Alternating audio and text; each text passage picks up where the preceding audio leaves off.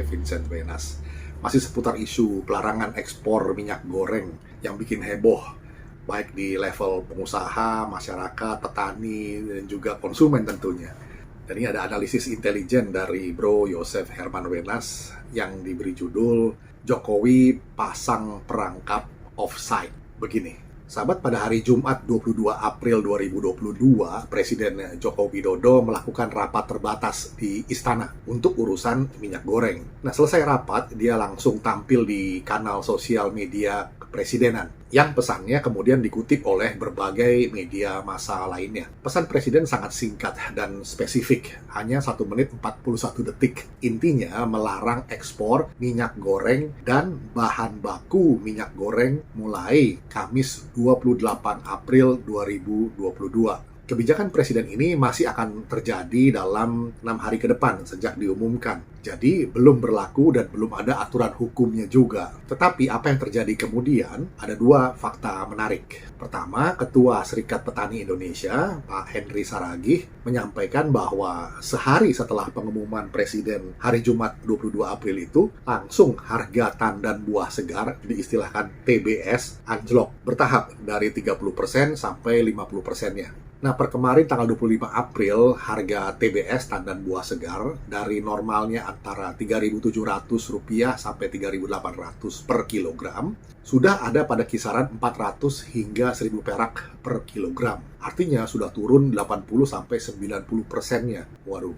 Nah, sahabat, kita tahu bahwa petani rakyat ini pasokan TBS-nya hanya sekitar 30%, sedangkan 70% lainnya dikuasai oleh grup usaha 8 besar itu. Petani rakyat tidak punya pabrik pengolahan minyak sawit, sehingga yang 70% itu adalah juga off-taker-nya yang membelinya. Kedua, faktanya, hari ini 26 April, pihak Kementerian Perindustrian membocorkan informasi melalui humasnya, Pak Febri Henry Anthony Arif, bahwa yang dilarang ekspor adalah RBD palm olein, bukan CPO-nya. Nah, RBD, Refined Bleached Deodorized Palm olein, adalah salah satu hasil olahan minyak sawit mentah atau CPO dan merupakan bahan baku minyak goreng sawit. Sebelum jadi RBD palm olein, CPO ini diolah dulu menjadi refined palm oil atau RPO. Singkatnya begini, dari TBS, tandan buah segar, diolah jadi CPO, lalu jadi RPO, refined palm oil. Kemudian jadi RBD palm olein, baru jadi minyak goreng. Nah, di sini Anda lihat ada delicacy di balik kata-kata Pak Jokowi terkait apa yang dimaksud dengan bahan baku minyak goreng. Publik pahamnya yang dimaksud Presiden dilarang ekspor adalah CPO, titik. Padahal yang dilarang untuk diekspor oleh Presiden adalah minyak goreng dan RBD palm olein, bukan CPO-nya. Nah, dalam bocoran dokumen hasil rapat terbatas di Kemenperin Minggu 24 April, larangan ekspor hanya sejauh pada produk-produk yang termasuk dalam 3 kode HS atau Harmonized System. Dan ini merujuk pada RBD palm olein dan minyak goreng. Dalam bahasa tata niaga ekspor, ketiga kode klasifikasi komoditas itu adalah HS 1511.90.96, HS 1511.90.37, dan HS 15011.90.39. Nah, kalau sudah bicara HS code, ini baru spesifik namanya. Publik tentu tidak paham bahasa teknis tata niaga semacam ini. Tetapi, Bro Yosef menduga ini adalah strategi komunikasi yang disengaja untuk menjebak siapa? Nah, observasi Bro Yosef begini. Kebijakan Presiden Joko Widodo melarang ekspor minyak goreng dan bahan baku minyak goreng belum berlaku, masih nanti tanggal 28 April, dan kemudian ternyata CPO-nya juga tidak dilarang. Itu fakta-faktanya. Tapi, kenapa harga beli TBS-nya dari para petani rakyat sudah ditekan oleh para off-takers-nya ini? Nah, ini pertanyaannya yang penting. Kenapa harga beli TBS-nya dari para petani rakyat sudah ditekan oleh para off-takers-nya? Itu poin yang penting. Sekali lagi, sedangkan para off-takers ini yang adalah juga produsen minyak goreng sekaligus pemilik jalur distribusinya, sebelumnya selalu beralasan bahwa harga minyak goreng tinggi oleh karena bahan bakunya atau CPO-nya di pasaran internasional juga tinggi. Kenyataannya sekarang bisa mereka menurunkan TBS-nya di tingkat petani, bukan? Pertanyaan selanjutnya, apakah harga TBS semurah itu juga berlaku dalam kalkulasi HPP atau harga pokok produksi CPO yang berasal dari para petani di kebun mereka sendiri yang menguasai 70% pasar itu?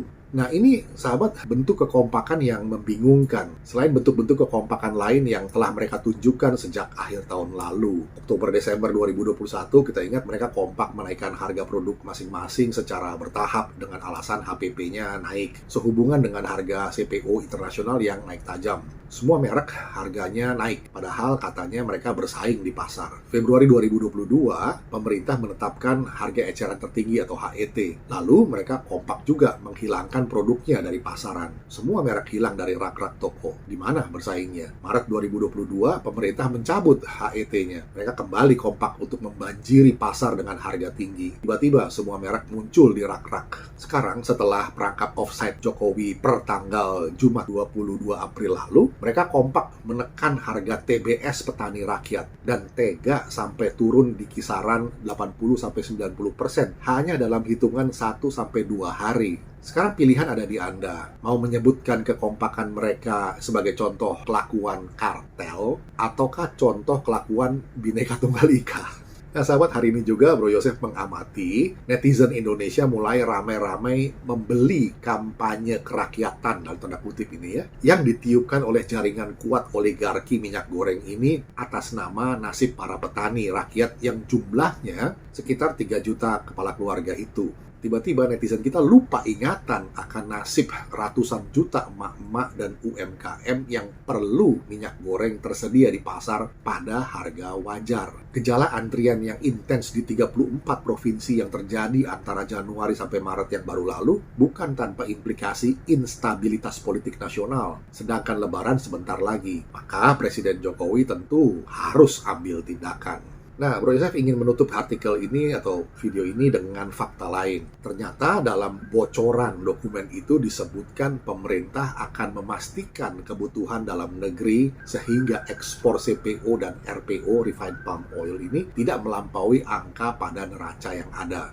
Artinya alokasi CPO dan RPO yang memang bisa diekspor, ya teruskan saja. Dengan kata lain, sahabat, kebijakan ini hanya bermaksud mengurangi ekspor RBD palm olein sehingga suplai RBD palm olein di dalam negeri bertambah. Selain tentunya larangan ekspor pada bentuk jadinya, yaitu minyak goreng. Tujuannya satu, minyak goreng tersedia di pasar pada harga wajar.